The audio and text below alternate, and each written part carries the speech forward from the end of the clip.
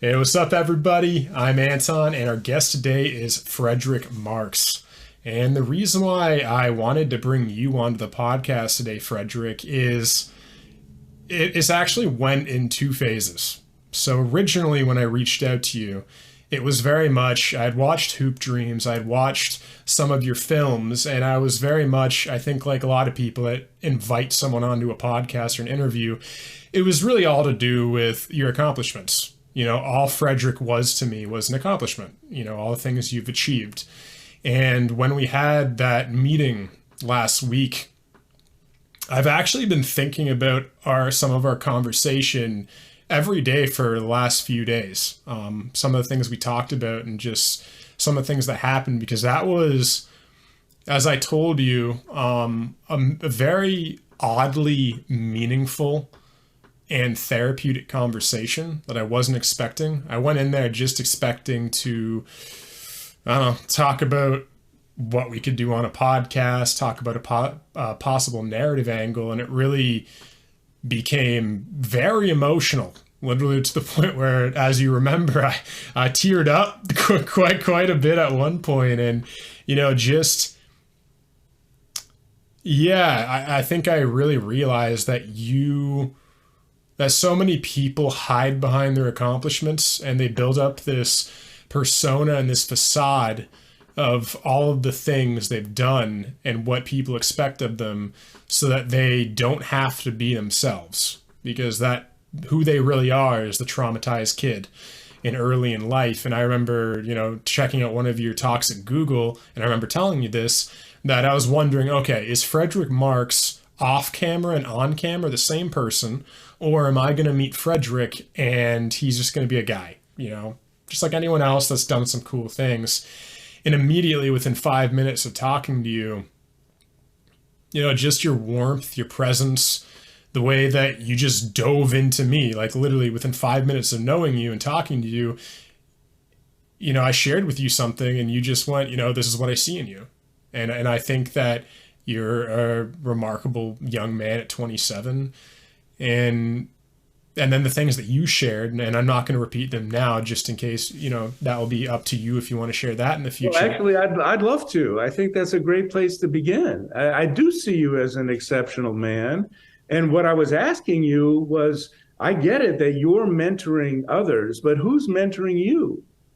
And that's something that for me is just fundamental to the well-being, not only of our individual lives, but it's part of the web that connects us as society.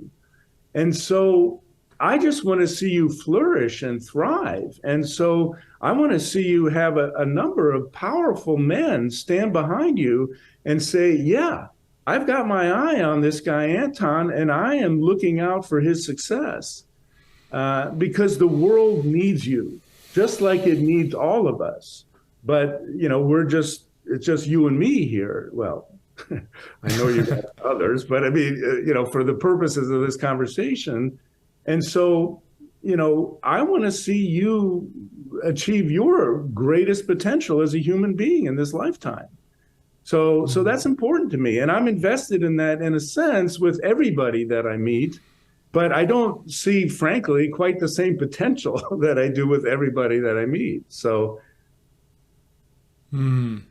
Thank you, Frederick. I sincerely appreciate that. And, as we talked about before, I never really had a father figure in my life, and your father died when you were 9.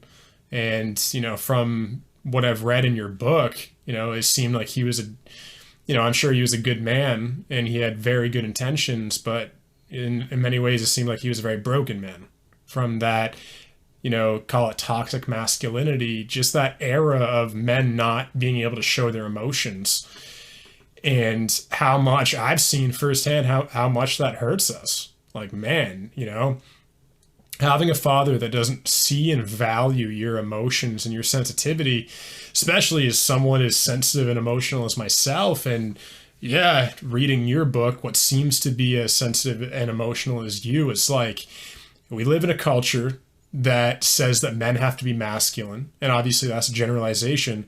But essentially it's like we live in a culture that says men should not feel emotion, should not be vulnerable, should not be sensitive. If you are hurt by anything, it means that you're weak. It means that your value as a male, as a man in society is diminished. You were taught that to show vulnerability and emotion, women will find us repulsive, that we won't be like someone else, some more masculine man will come in and steal what we have. And then we have a father figure potentially, or a mother figure, that drives that again. So you're being told this message from society. You're being told this message from the person that has brought you into the world, other than your mother, of course, but, you know, been around you and taught you a lot of the time what you're supposed to know about being a man. And it's like, if that is all you know, and that was burned into me like constantly. And it's like, it's been such an uphill battle, literally fumbling around in the dark, trying to figure out who I am, who is Anton Czachor, because all we're given is the version of me I'm supposed to be from my father, the version of me I'm supposed to be from society, the version of me I'm told from entertainment, from all the movies, TV shows, and books. Like there is there is pretty much two archetypes, it seems like, in most film and entertainment, is the super masculine and the super feminine. You have the very sensitive, not overly emotional, but extremely sensitive man, and extremely masculine. And I think you and I are alike in this, that we are somewhere more in the middle. We have as we talked about before we started rolling, you have ambitions. You want to be a Hollywood director. You want to be up in the upper echelon and create these cinematic masterpieces, these cinematic works of art with these big budgets and actors that inspire you, actors that can turn these characters into human beings. So you have that ambition, and you also have a sensitive, soft side of you. And I think that it is very difficult to try to believe in yourself when no one else does. You know what I mean? Oh, well, totally. Well, there's probably about four things you said in there that I'd like to circle back to and address. But one of them, I mean, just what you said about cobbling together an image of workable, mature masculinity is exactly what, in many ways, my life journey is about. And that's also reflected in the books. But I did the exact same thing you did, you know, trying to cull from here, there, and everywhere, including Hollywood movies, little pieces that I could adopt and go, well, that's something that both rings true and that I can respect about what the mature masculine looks like. But it really, you know, let's face it, we don't have these models, at least very widely recognized in society. They are out there, but they're under the radar of dominant culture. And so that's why mentorship is so important. That is why it's fundamental. We have to have those models of mature masculinity in close proximity to our own lives that we can draw from and get inspiration from and guidance from and wisdom from. So that's been fundamental for me, at least since I turned 40 in my life. Mm-hmm. Before then, I didn't have that. And so it was cobbled together. But another thing I wanted to touch on too, about blessing and acknowledgement. You know, Robert Bly put it so beautifully. He said, American men, and by extension, I'm going to take license and include Canadian men, are the walking wounded, unconsciously seeking their father's blessing. Yeah. And I think that is so fundamentally true. And that is one of the pillars of the men's work that I've been doing now for 27 years. We're learning how to father ourselves and each other. And part of that is blessing the hell out of each other, seeing goodness, seeing brilliance, seeing wisdom, seeing, and then blessing it, calling it out, naming it, blessing it. Because especially as men, we need that from other men, older men typically, because we did not get that from our fathers. We did not get that from our uncles. We did not get that from our communities. So that's a fundamental, deep need in most men. And I remember another thing you mentioned when we met the first time is like you openly asked me, you're like, what mentors do you have in your life? And I said, none. I don't have any mentors. I don't belong to any groups. I'm starved of community. I feel lonely quite regularly, not from the fact that I need people, but there's a certain physiological need I have, as all human beings do, to be social. Of course you need people. We all need people. Human beings are designed to live in community. That's the nature of our DNA. Absolutely. And this is a thing too, though, is that when you asked me that and you said you need to find community, it was super confronting to me because I have these two ideas, and I don't know if you can relate to this in my head. So I've been told over and over in my life, the only person you can rely on is yourself. And if you need somebody, you're weak. It's like if you need a mentor, you're weak. Like, why do you need a mentor? Why do you need a group? Why do you need a community? And so I adopted this lone wolf archetype my entire life. Like, if I need anybody, there's something wrong with me. And so, right. You pulling this forward, you inviting me into a community, part of me is longing for that so deeply. Like when you said that, part of me is like, thank you for giving me permission to want this, because I don't feel like I have permission, but go on. Well, but that's part of the lies that we're handed as men right there. I call going it alone the male disease, right? It's the male disease because we're all taught that. We're all taught that if you can't just rely on yourself, then there's something fuck up about you, right? That you're incomplete and inadequate as a man. And this is literally killing us, literally, because by not having extended networks of support, by not living in community, and also by extension, not being acquainted with our emotional lives and sharing them with other men and and receiving theirs, we are actually shortening our lifespan.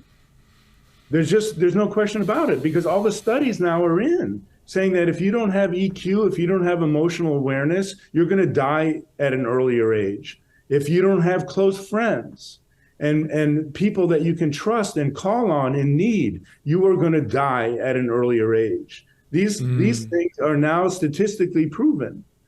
And it's interesting. Part of the reason why I love working with veterans is because they understand this at almost a cellular level, because it's just drilled into them from boot camp. And when they say something like, "I've got your back," you better believe it, that they will give their life for you, if that's what's called for, right? And that is inspiring as hell to me. That's how community functions, when people care that deeply about each other, that they're willing to give up their own lives for the men and women who stand to their right and left. So that's what we need to sort of re-inculcate our culture with. And the way that we get there is, of course, initiation and mentorship. It is funny that you mentioned that, because as you were speaking, this idea of like, I got your back, like part of me doesn't even believe that's possible. Again, being brought up in this society, how many people did I rely on in high school, university, or just various things in life? And they just, when you need them, they're gone. And I think it's, again, what you said about like, you need the initiation, because both parties need to understand having your back is important. Because we live in a society that no one believes having your back is important, because everyone believes they're supposed to be this lone wolf. So me expecting or wanting someone to have my back, I don't even fully believe. I deserve it. I don't fully believe that anyone would anyway. Like, you can't really trust people because they leave. And the person that you are expecting to have your back also doesn't really believe in having people's back. They don't, and because they don't really believe it's a thing, because our society doesn't propagate it, they don't really have your back because they don't see the value in it. So it's like, I kind of understand what you mean by you need to be initiated. We need to create this new global myth, this cultural myth, where it's important to have each other's backs. It's important to have a tribe, a community, and all these things. Now, question for you, Frederick, because I know we talked when we met about some of our mental health struggles, suicidal thoughts, this kind of thing. What does your community presently look like? Is this an online community? Is this an in-person? Because you're in San Francisco, if I'm correct. Well, I'm right across the bay in Oakland. But yeah, well, one of the things I write about, in fact, I have a whole chapter in my Rites to a Good Life book called Community. And I define community existentially, which is to say, who am I in proximity with in the moment? At that moment, they are community, effectively. So when I, for example, officiate a wedding, I say at the beginning, for all intents and purposes, we are community right now.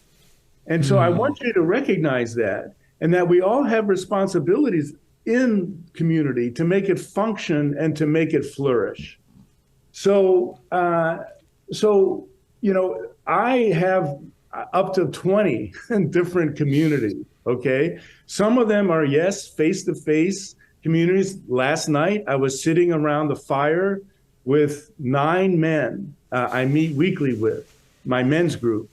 And you better believe that face-to-face and heart-to-heart connection is fundamental to my well-being.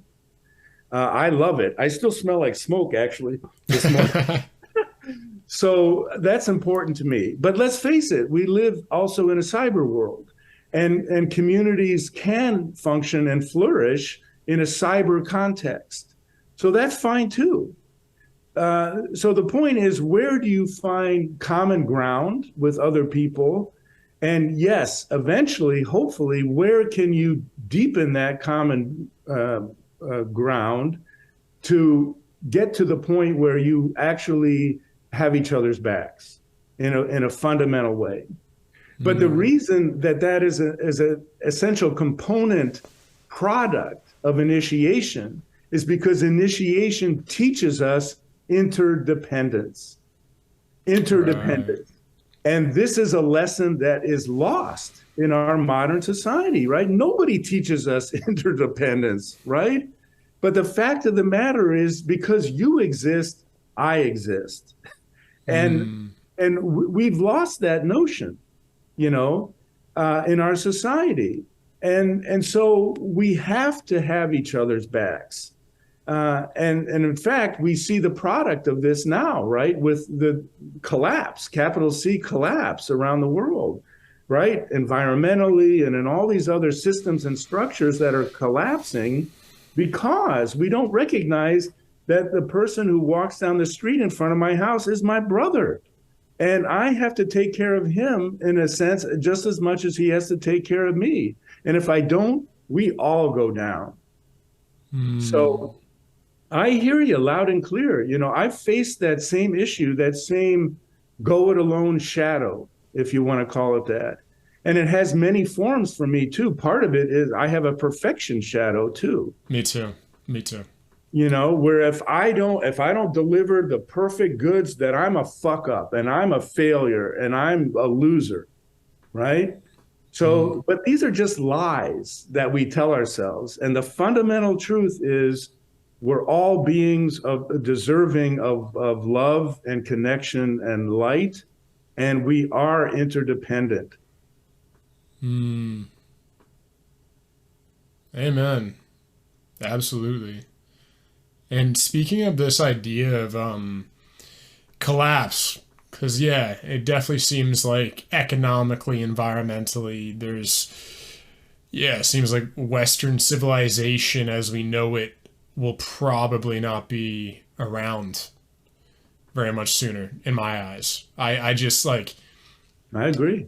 I'm an optimist in that I think, again, like I'm a very spiritual person. So I believe there's, and not even believe, I've witnessed an awakening, you can call it, in my podcast communities, and just seeing these, Aubrey Marcus and Paul Check, and even like obviously your roommate Ian Morris is a friend of mine and the communities he's part of.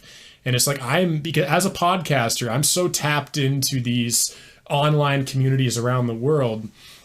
And I just keep seeing these communities getting bigger and bigger and bigger and bigger, and more people, you can call it waking up, but just becoming much more conscious. And if you asked me like 2 years ago, what do I think the future is probably God, like just maybe nuclear Armageddon or just complete ecological collapse. And now I'm optimistic. I'm still realistic, and I know it's not going to be easy, but I haven't written the future off yet. I still think there's the possibility that we can do something. And I don't know what that looks like. I don't know how it's going to happen, but I honestly, it sounds hokey pokey, but like I feel like I'm kind of part of it. I feel like my whole journey in life and what I'm doing with my podcast is I'm very much planning on getting in that Texas podcast circuit and adding my energy to this evolving thing, because I think we have a shot. And the point I'm driving at in all of this is you've done a lot of documentaries looking at various different peoples. And one of them, you looked at the Buddhists in Tibet, if I recall, the journey from Zanskar. Have you in your own time or publicly, have you ever talked in depth to African tribes, indigenous tribes, Australian tribes, New Zealand, like any of like these very indigenous peoples, and have you gotten their perspective on what they think the possible future of the world could look like? That's a great question. And I guess the short answer is no, not really. But every time I find myself in the company of indigenous people, you better believe I try to solicit their viewpoints on all kinds of things. Not only the viability of the future of the planet, but particularly cultural things. Yeah. What is it that sustains your culture? Exactly. And underscores your sense of interdependence within your culture, right? So that's typically the kind of stuff that really excites me. But I don't consider myself an optimist or a pessimist. I just consider myself a realist, and I just it's due to my Zen training. I recognize that this moment is all that we have right now, and yes, we know the data, we know the forecasts of what's coming and how bad things are, and we can do something in this moment. And that reminds me of what you were saying too about what you're called to do. That's also essential, that each of us finds out what it is that we're uniquely called to do, what our contribution to make is, because for everybody it looks different, and so each of us has to find that and then go out there and do it. And so even though the oceans may rise and the forests may disappear and the planet may well burn up, and frankly, human species may be extinct by the end of this century, as some people are predicting, we can still actually go about our day, paradoxically enough, feeling inspired and feeling even joyful by bringing our gifts to the world, because that's our responsibility to do. And for yourself, because obviously you've done so much work in the rites of passage area and veterans work and all of these things. What other areas, realms have you thought or would you like to explore in the future with your documentary or fiction work? Have you thought about branching out into different ideas of ways of exploring the possible futures or peoples? Well, I'm not so sure about possible futures. So, well, yeah. So, are we still on the same subject of collapse and sort of what is to come in the future? Is that part of what you're Yeah, yeah, yeah, because I was getting at like, have you thought about reaching out or doing documentaries on like indigenous peoples and that kind of thing? Well, yeah. I mean, in a sense, I have, as you mentioned yourself, with Zanskar. In another sense, I have with even Hoop Dreams, which is African American inner city people. Yeah. How are they surviving given racism, given classism, given all of these institutional glass ceilings, that they Mhm. face, all the isms. But in a sense, my book, Rites to a Good Life, is my compilation thinking on that subject. And the question that I asked myself is, if communities are going to survive through the coming age of collapse, what kind of cultural supports will they need? That's what I Mm. tried to make a kind of an encyclopedia of in that book, breaking it down in lots of different ways. And yes, it all comes back to initiation and mentorship, but it can look very, very different for peoples in different parts of the world and for people in different ages in their normal human lifespan, and different cultural practices. So I tried to sort of outline, this is what I think we all are going to need to survive culturally. Now, when it comes, to physical survival, I don't know much about sustainable agriculture, for example. I don't know much about, hydro and electric power, et cetera. All of those things, of course, are going to be fundamental. But I'm just talking about human needs, human relations, and interactions. Yeah, I definitely think you and I are, as you said, we're all here for our dharma. We're all here to do what we're here to do. And yeah, I'll let Zach Bush focus on the ecological stuff and the regenerative agriculture and all the things he's doing. Because yeah, I believe I'm here for primarily mental health reasons. I think my gift to the world is finding a new framework for understanding and displaying vulnerability. And then your big thing, in some sense, seems to be obviously rites of passage, balanced masculinity, and creating responsible adults and just responsible human beings that take care of each other, take care of the earth. That is definitely, I feel, one of your contributions to society. And let's do some dreaming here. So let's say in three years you and Jeff Bridges become buddies. He brings you into Hollywood. He says, you know what, Frederick, I really like you, man. I'll help you put up some money. And you have a script idea. You say, hey Jeff, I'd like you to be in the lead role. He's like, dude, I got your back. I have some other friends. They can do this film at a budget. What kind of stories would you like to tell? Have you thought about what you would like to do in fiction? More than that, I've written 2 feature screenplays that have just been sitting on my shelf for 20 years, basically. Really? Tell us about those. Seriously. And every few years, as needed, I sometimes take them off the shelf and tweak them a little bit, but that's basically where they've been. So one of them is a comedy. It was based on a friend of mine's short story, a brilliant Canadian writer who lives in Vancouver, by the name of Will Gerda. And his original story was called That's Entertainment.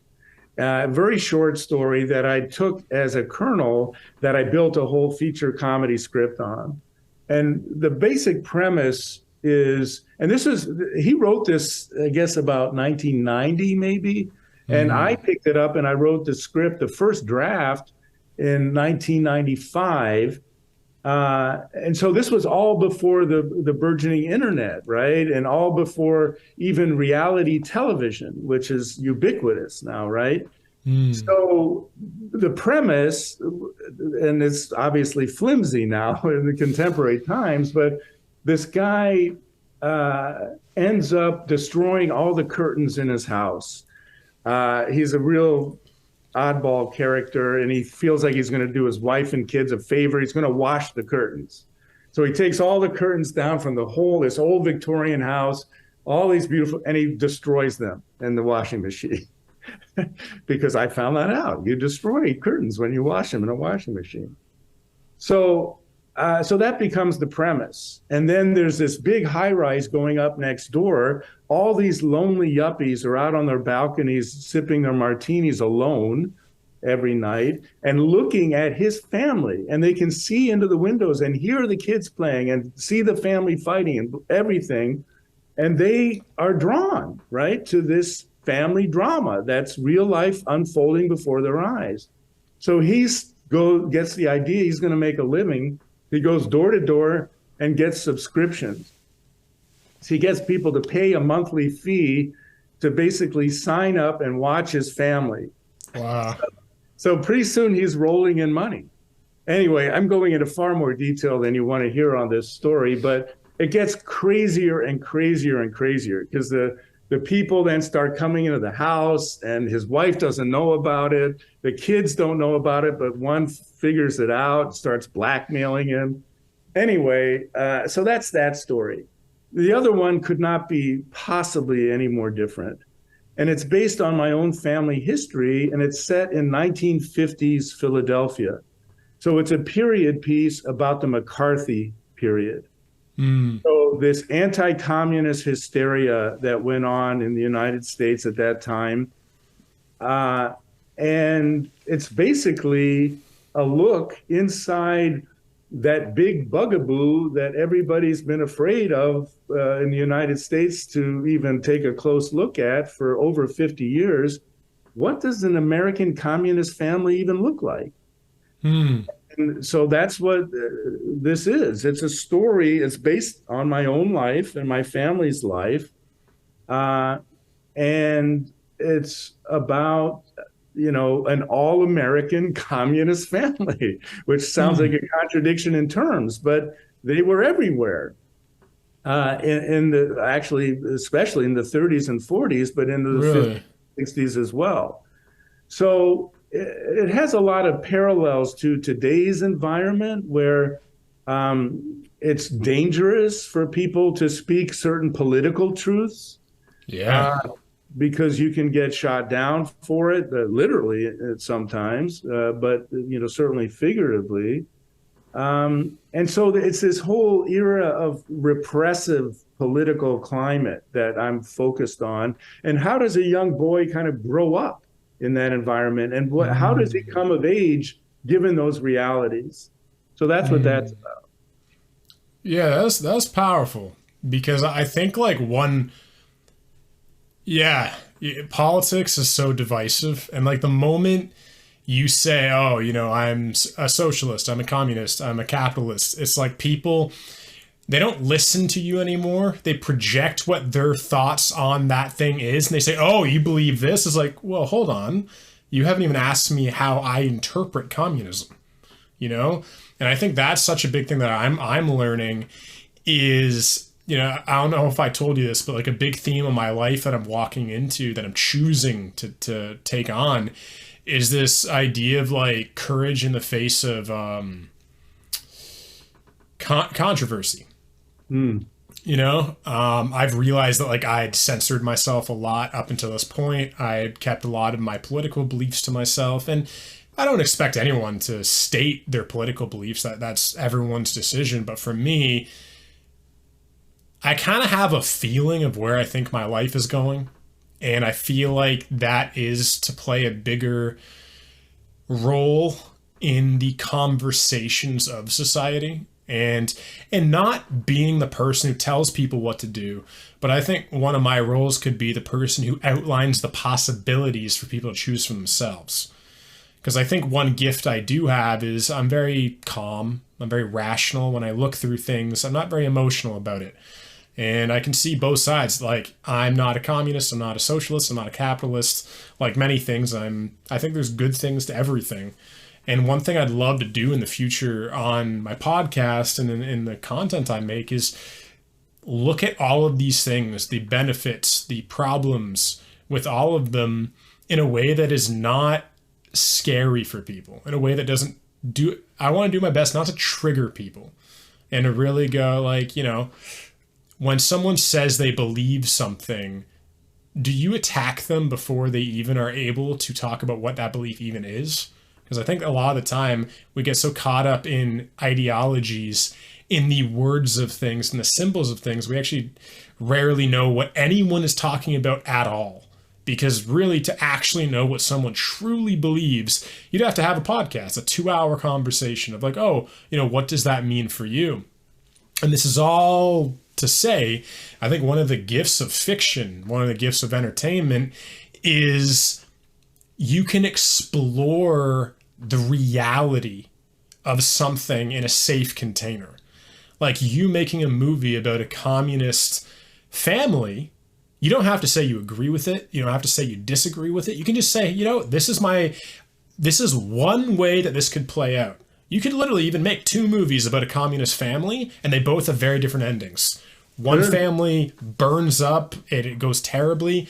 The other one, they find a way to survive. And I think that I would like to see more of that. Because as you said, as we talked about before the podcast started rolling about Hollywood, it seems like Hollywood has chased big budget blockbusters, like the 30th Star Wars movie, the 50th Marvel Avengers movie. And, as you said, I absolutely agree. I'm always searching for entertainment that I call it the trifecta. It's like good characters. For me, I'm a romantic, so I usually like a romantic subplot, and then something that has intellectual stimulation. That's really important for me. I don't want to learn, even when it comes to anything, my main priority right now in my life is actually not to learn things, but to connect with things. Like when I read your book, Rites to a Good Life, I don't go into that going, oh, I want to learn new things. I want to connect with Frederick. I want to see Frederick's point of view, because I'm at a point right now where I'm actually trying to let go of a lot of my beliefs that I've taken from people, that I've learned, information I've gathered. And I'm trying to take that away and assimilate it into what I actually believe. And so when I listen to like podcasts all the time now, I don't listen to Aubrey Marcus because I want to learn something. I view everything I consume, everything I witness and look into as a friendship, as a relationship. I'm having a relationship with your book, Rites of a Good Life. I'm feeling it. I'm feeling all the stories, all the interviews, Michael Meade, you, and I'm connecting with you through your words. And so again, this is a long way of saying, I think it could be very cool to make these movies that in a safe container explore things that we don't usually talk about in our society, Yeah. Well, you prompted a couple thoughts for me. One of them, I don't think there's anything inherently wrong about trying to have a political discussion with anybody these days. What I do think makes it extremely dangerous is the question is when? When do you have that political discussion? So for me, what's fundamental is to put it at the, let it be the 10th or 15th conversation that you have. Because what we need to do, because we are such a polarized society, is rebuild bridges back to each other as human beings across differences. And the way that we do that is by focusing on other conversations. So when you meet somebody and you ask how their kids are doing, how's your spouse, what's happening with your job. We all have those same concerns, right? So it's easy to build bonds across those differences very quickly. And so if you just suspend having a political conversation till after you've established, oh my God, yeah, we both love the New York Jets, and thank God that they're doing great this year. And, how's your kid doing? Did he get over his COVID and all of that? We've got some real history and some real depth of relationship. And then we can weed into, oh, wow, you're a Democrat? Oh, that's interesting. I'm a Republican. Well, let's, and then so it doesn't mean that we're fighting right away, right? So that's one thought. The other, and it relates to this, a lot of my work is about putting myself in other people's shoes and seeing the world from their point of view. Really, if you look at all my documentaries, that's in a sense exactly what I'm doing. I'm just trying to get inside the skin of the people that I'm filming and seeing out from their skin to see the world as they see it. And so for me, that's actually very exciting. I love doing that. And I love then telling stories that also put audiences inside those skins so that people can experience something that might be very, very different from their own daily experience, but then suddenly have empathy and appreciation for that difference, for those people of difference. One other last thing related, I'll say, when I was filming in Colorado Springs, I was filming a Christian rite of passage for teenage boys. And I'm not a Christian. And yet, I love Craig Glass, the man that I was working with and is still a friend to this day, who's a devout Christian man who is doing beautiful work, initiating and mentoring boys. And he uses the example of Jesus Christ as his life of mature masculinity. And it's a beautiful example. There's so many lessons there that are so rich. So I found myself in the home of one of the prospective parents that I wanted to film for this rite of passage with these boys. And we're watching the news, or the news is on in the room, and there's trouble in the Middle East. And at one point he goes, I just think we should kill them all. And I said, well, I'm sorry, who should we kill? The Muslims, man, we just need to fucking kill them all. I'm like, oh, okay. So I didn't say anything, right? And, part of me feels to this day like a coward, like I should have said something like, at the very least, like, well, that might not be productive, or it might not be helpful. But I didn't say anything. And that was because I was focused, my eyes were on the prize. And the prize is initiating boys. And I certainly wanted to see his son come into the container with Craig Glass and these other boys and get all the benefits of initiation and mentorship that he could get. So that was part of it. I didn't want to blow up that opportunity. But I also recognized that he and I have commonalities. And just like me, he wants his son to grow into the best man that he can be. And so I chose to focus on that in that moment, and to not get caught in some kind of political or other discussion about are Muslims good or bad or whatever. Yeah. So, that's what I wanted to share. Yeah, and even like that's a very interesting thing too, because I feel like we live in a society right now where if the average person, if they heard what you just said, they'd be like, oh, that person's a monster. He's a bigot. He's a right-wing Republican. How dare he say such a terrible thing? And yet, if you talk to him, I'm guessing, just by the basis of what you just said about how you had a lot of other things in common with him, and that this was actually shocking. And the fact that it was shocking means that he was a decent human being in probably a lot of other areas, and this was something that seemed out of character for him. And that's what I find interesting is that, yeah, that might have been out of character. And I think we all have these things.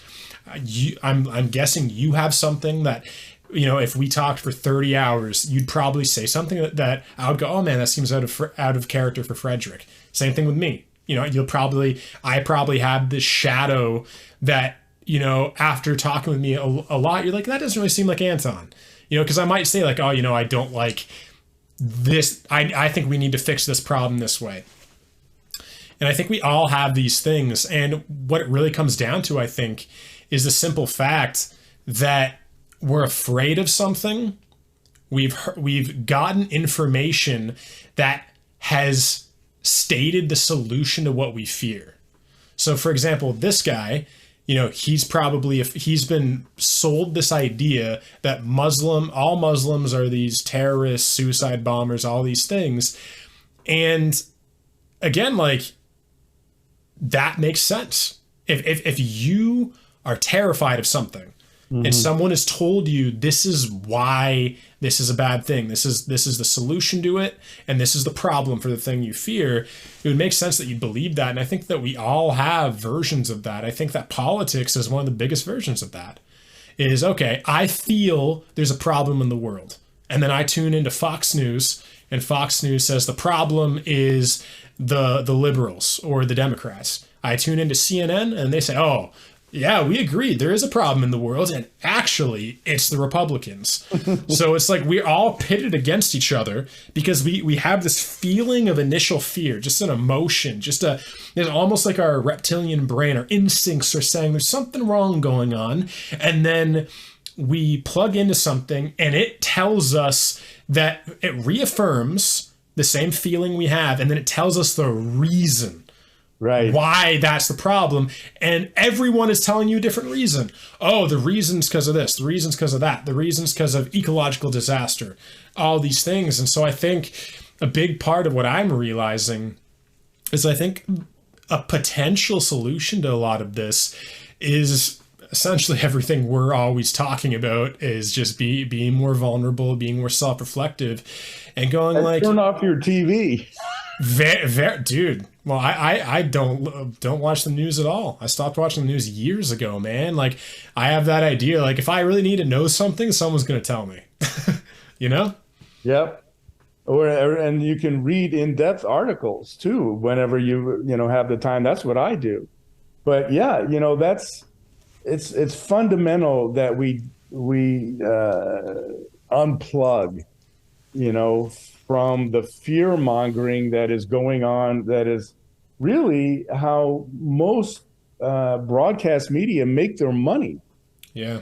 They make their money by inciting fear in their audience and making people so afraid that they think that if they don't keep watching, they're going to miss out, that something essential is going to happen that they'll not know about. When in fact, all it's doing is not only inducing more fear, but you're exactly right. It's focusing their fear on people who may not deserve it. Scapegoats. And that's where all the isms are born too, right? It's those people, that group, and all the finger pointing.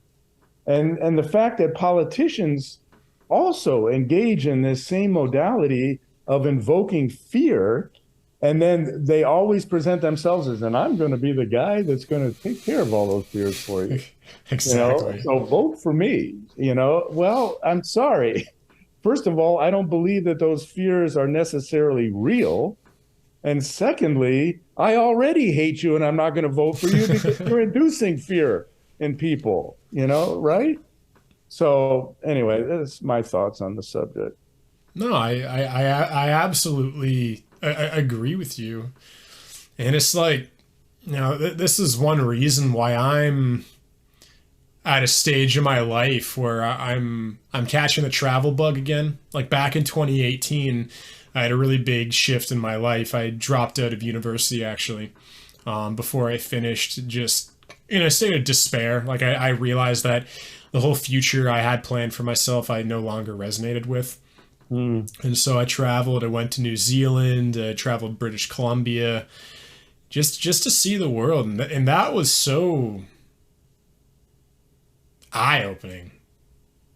Just to like not have a home and to truly move around, meet new people all the time, go on adventures, go on hikes, climb up mountains, be in nature.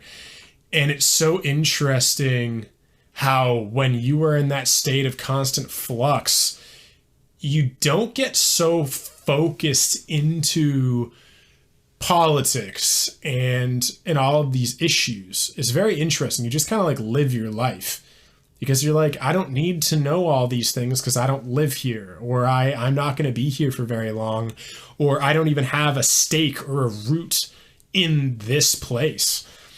And I'm like, I'm right now excited to go and travel to different cultures. And I'm really craving just unplugging. In some sense, the opposite of what I'm doing right now.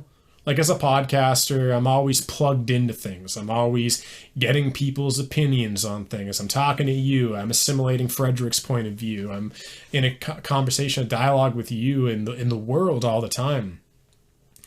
And it's like I'm realizing that I'm craving. I want to almost like embed into my life a sense of balance, a sense of ebb and flow, a sense of output and then hibernation and reset. Because I don't know if it's healthy to only output and input without that time. Like, I think you almost need to, that old adage of go into a cave. Like, literally, like, don't just meditate in your house because your house is, by the very nature of being in your house, you're still plugged into everything. You have a stake in the world because you live in it.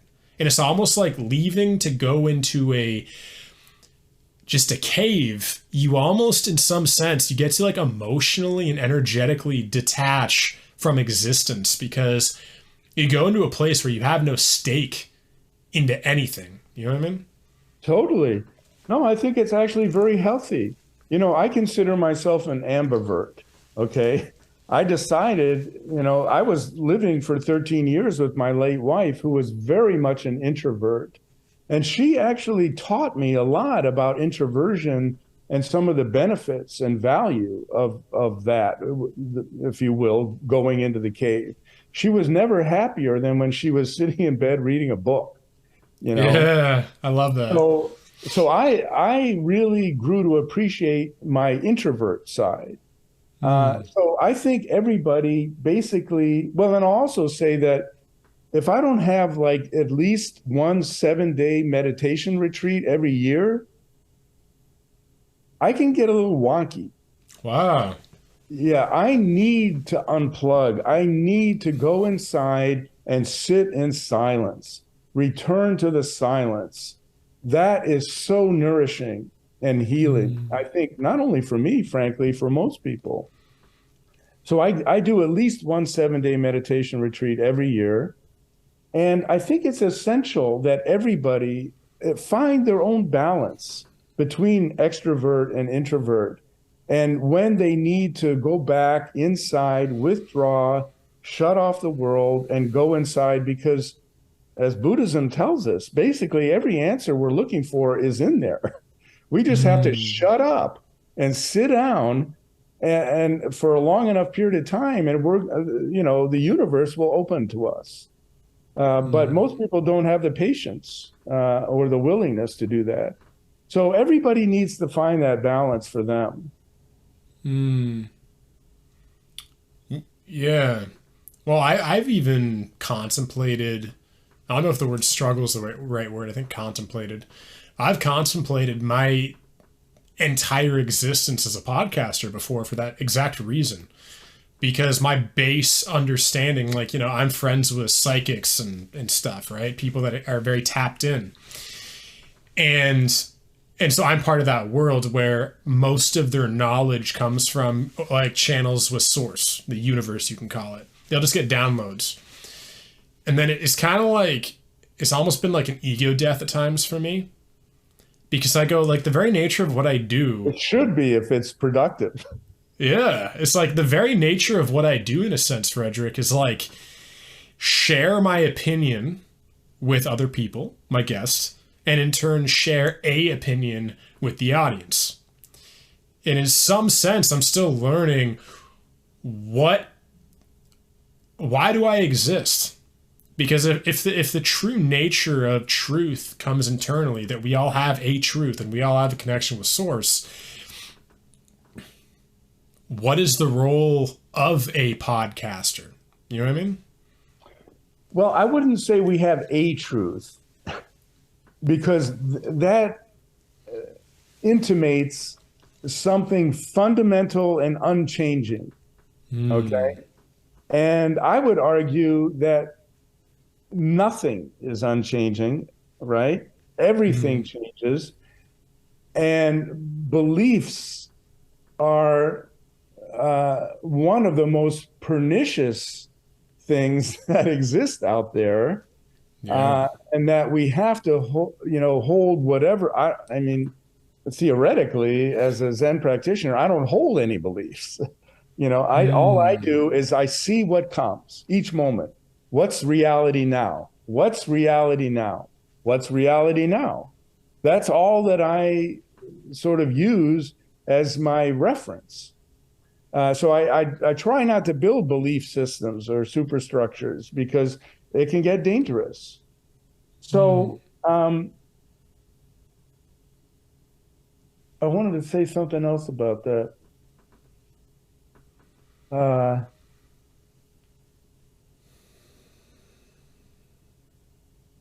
It'll come back to me. Yeah. Yeah, give it time. It'll come.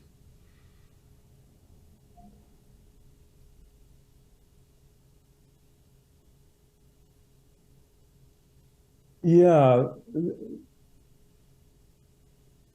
I think that's really key to a wholesome life, is to hold our beliefs, our ideologies extremely lightly, if we can't dispense with them altogether, and recognize that there is no eternal self, right? That this ego that we construct because we need it to function in the world, we have to have an identity. You are a brilliant podcaster. I'm the filmmaker, writer. Those are our identities. And at root, there is nothing that is an Anton, and there is nothing that is a Frederick. All that we really are at our fundamental, deepest level is a field of awareness. That's it. We're a field of awareness. We have all our five senses, and we have our thinking brain and our emotional brain. And so, sensations, feelings, thoughts, they all come and go. And all we really can do is be aware of them as much as we possibly can, and then skillfully choose how to interact with them. And that's it. And the more we hold so tightly to our, I'm Anton and I believe this, and I'm Frederick and I believe, the more, frankly, we suffer. We suffer and we cause suffering, right? Because that's, again, where all the isms come from, right? Yeah. That's where the idea of the other comes from. It's a fabrication. It's a mental illusion. So a question, if I may, of yours, because I understand that Buddhist idea of not having any beliefs, and at the same time, we live in a culture that is completely, literally baked into its existence, the idea of beliefs. To be an entrepreneur, to be essentially like almost any job in our society or any leadership position in our Western society is, from my perspective at least, seems to revolve around this idea of the person with the best beliefs wins. The person who can sell a belief the most efficient way wins. especially YouTube, social media, I see it all the time and I fall prey to it constantly, is this like, what is the Anton Czachor podcast? Who is Anton Czachor without like, what is a niche? What is a brand? It's a belief. It is a distillation of existence into three things that you're going to not sell somebody, but you're going to dedicate your brand to. You're going to say, and every time you come and tune into me, we're going to talk about trauma, healing, and the universe. And it's like, it is extremely difficult to break free from that by the very nature of the society we're in. So I'm curious with you, Totally. How do you reconcile this understanding, or I don't even know what to call it, because we can't call it a... Yeah. I don't. I fail. Yeah. I fail. Thank you for being honest. My heart goes out to you, brother, because I get it. In this society, you have to build your brand. Everybody needs to know, I'm going to check out Anton and I'll get this, Well, I'll tell you, I had a conversation in LA with a Hollywood agent in 1995, and he's looking at my body of work and he's going, Frederick, how do I sell you? Who the hell are you? You do this, you do this, you do this, you do this. I can't sell you. There's no brand. I can't sell you. I can't sell you, right? And that dovetails exactly with what you're saying, right? Everybody, talk about a belief system. I've never seen a more successful belief system than the one that we live in today under capitalism. And that is basically consumerism is our culture, right? And people actually believe that the more that they accumulate stuff, the happier they'll be, right? Because that's what society tells us every day. Even if we have pain, right? Well, just reach for this drug and that'll take care of it. There's always something we have to buy. That's something outside of ourselves. And that is the biggest lie that's ever been sold to the human race. Nothing is outside of ourselves that is going to, everything is right here. It's right here, right now. We don't have to go anywhere and look for it. But we also don't have to buy into that notion of consumption, because that's destroying the planet and it's destroying our relationships with other people. I don't know. I could go on for a while. Yeah. Hey, man. And by the way, and like what you just said, feel free to, like, if you have an idea and you really want to go into it, feel free to talk for like 20 minutes. Like, and I know, and I'm serious, because I've actually like kind of observed you in this conversation, and I don't know if this is true or not. This could just be my projection, but I feel it's almost like you'll be going, and then like you almost like rein yourself in. I do. Yeah, because I feel like I don't want to just listen to myself for like the next half hour. Partly because I've learned that the more that I'm speaking, I'm not learning. And that's why I love my work, because I get to listen to other people. I'm not listening to myself. So that is part of it. And partly it's just a pragmatic thing. It's like, I don't want to just like riff for 20 minutes on your show. You might have a dozen other agendas, and I don't want to upend those agendas, Yeah, I do. And I think like my biggest thing with that is I just see the stress it causes people. I can almost feel what it feels like to rein yourself in, because it's almost like, if it is a natural ending, like, I'm just kind of done talking, that'd be one thing. But, I've done this. I see it all the time. Like, it's almost this like shame. It's like, stop talking. Like, rein yourself in. And I can feel the energy shift. I can feel like you're just flowing. And then there's like this abrupt energetic shift. And like, you just cut your energy off. And then I can almost feel the shift. And then you just close down and you get ready for the ending. And it's just like seeing that in you. I'm just like, wow. it's so human. Like we all do that. We're all taught like, oh, don't talk too much.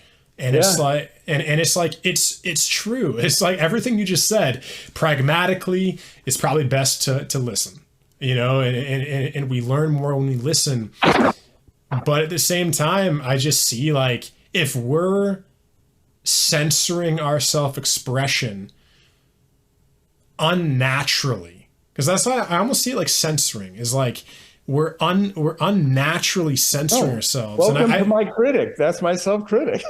Wow. Yeah, absolutely. I think it's very observant what you're saying, and I think it's absolutely true.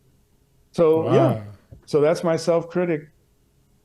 That's beautiful, and thank you for being vulnerable enough to own that, and that's something that I very much value and love about you. Is I feel like I'm like, all right, like Frederick at his best will be honest with me. If I ask a question, Frederick will do his best to be vulnerable, and I very much value that. And yeah, man, I just feel how painful that is. That because it's all from shame. It's all that internal talk. Go on. It's definitely part of it. And there's no question. Yeah. But about the vulnerability thing, though, to me, my number one strategy for reminding myself that this whole Frederick Marx ego construction is a complete illusion is by being transparent, by not being invested in my self-critic and hiding him away, or saying, oh no, I'm not feeling shame right now. Yeah, the bullshit. It's all bullshit, right? And because there is nothing lasting and eternal anyway about Frederick Marx. So it's very freeing. It's just very freeing, and I want to live freely, and it makes me happy too. So why not? Yeah, let's just love each other, dude. It's like and not be defensive. You know, it always saddens me to see myself get defensive or to get other people to be defensive. It's like, dude, just accept it. Who gives a shit? Okay, you get angry now and then. You snap at people. Okay, fuck it. We all do. Let's move on. Don't get defensive about it. I'm not talking about you, obviously. But I know. Yeah. Hey, dude, I'm right with you, man. And this is a very good place to start the ending of the podcast, and just So I just want to sit in this with for a moment with you, and just be like,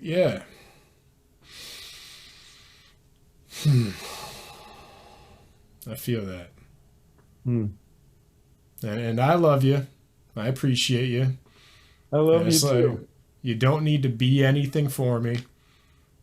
And it's like, just know that, like I said at the beginning, I didn't bring you on because of your achievements. I didn't bring you on because of your accomplishments. I didn't bring you on because you're going to say some really interesting things. I didn't bring you on because I wanted you to present something. I brought you on so you'd cut yourself off, and we could have a discussion about why you're cutting yourself off. Well, this feels like, sometimes I wish we had another hour and a half, and we'll do this in another podcast. But I feel like, in some sense, like the true podcast began right now. It's like this moment of like breaking the facade, because I told you I did a podcast with a friend of mine a month ago. All I talked about was my shadows. That's beautiful. It was like half the conversation. I'm talking about, I got a scarcity shadow, so it makes me really cheap sometimes.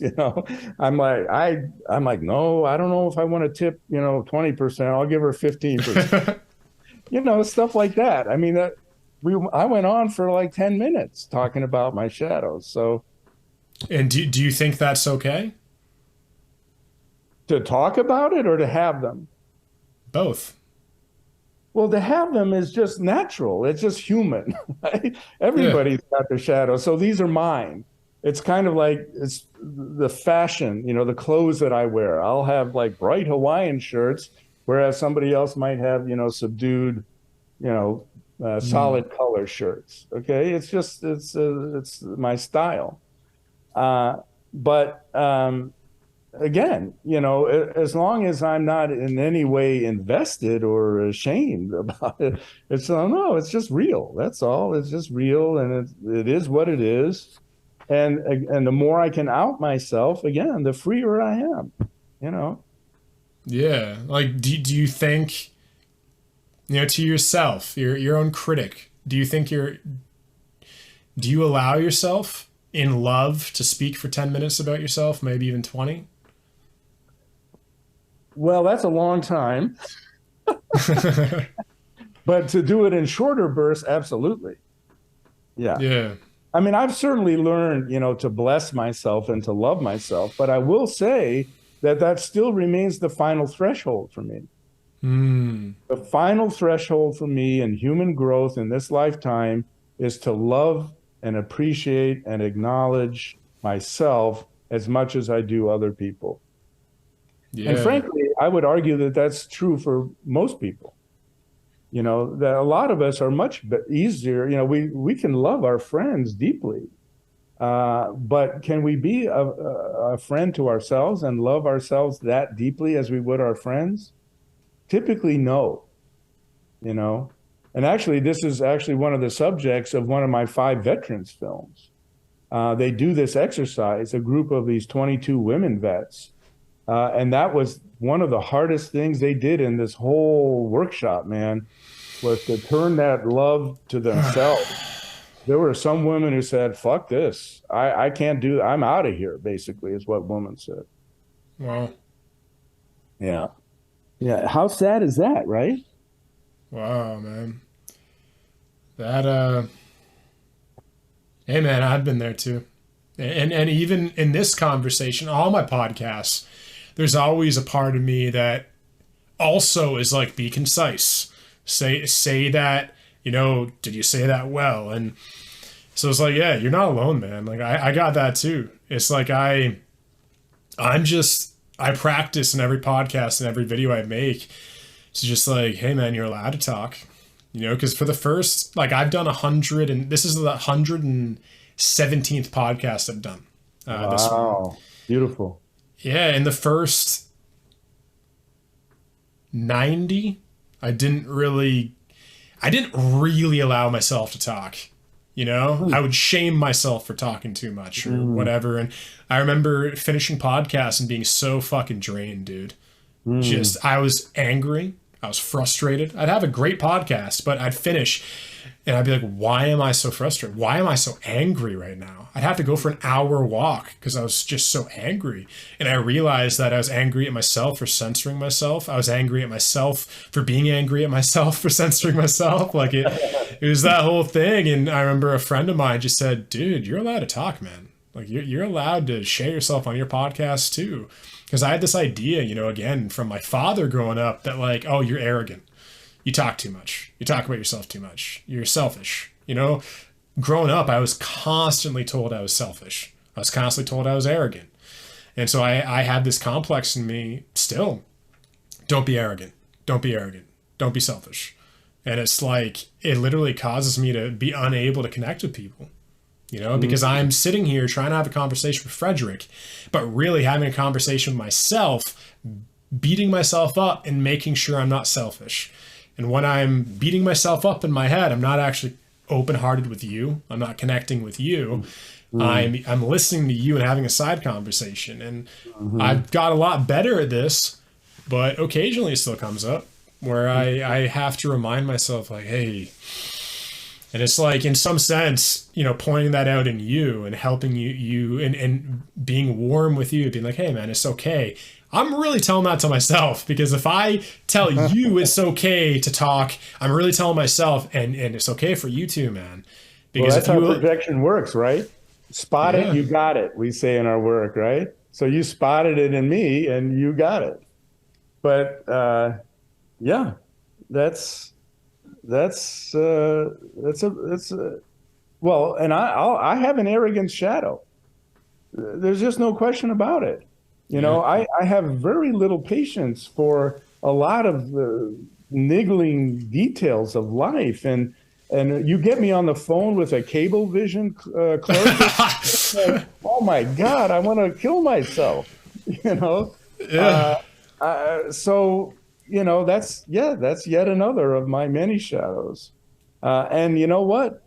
Sometimes that line gets a little gray between, Yeah. well, what is arrogance? I'm talking here for 15 minutes versus, what is actually living my mission. Yeah. That's Dude. why we need other people, to just keep reflecting back to us what they have for us. Yeah. And, it's really important that we have that input. And sometimes it can be brutal. Yeah. It's like, Frederick, you fucking like owned the floor for half an hour. You didn't give room for anybody.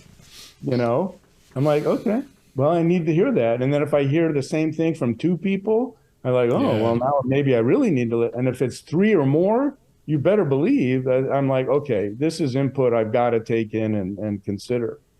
If it's just Mm. one person, right, it can be a crank.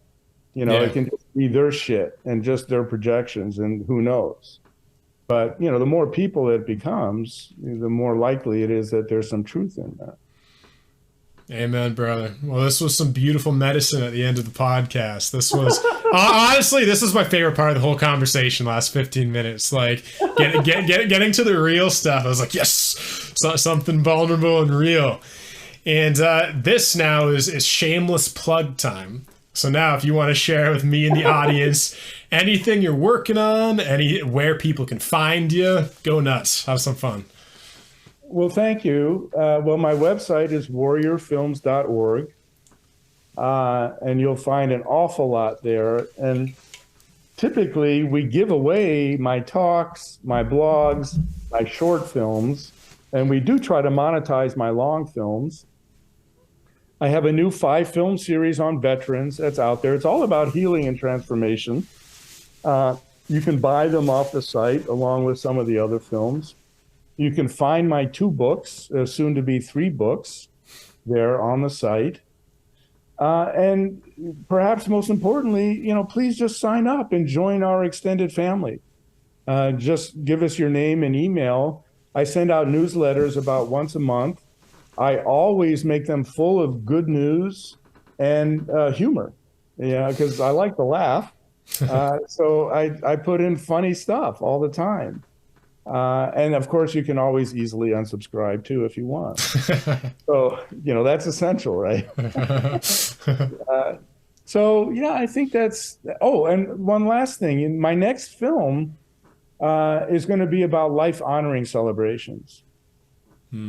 And it's a part of a side mission of mine that nobody leaves this planet without having a ceremony where they get to experience firsthand all of their extended family, friends, and colleagues who they impacted positively in their lives, and get that feedback from them, from people looking in their eyes saying, I love you, and here's what you did to make me a better person.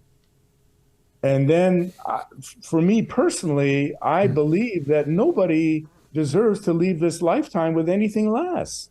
We want to experience some of the ripples of impact and change that we've made in our lives. We all deserve that. So the working title of this film is It's Your Wonderful Life.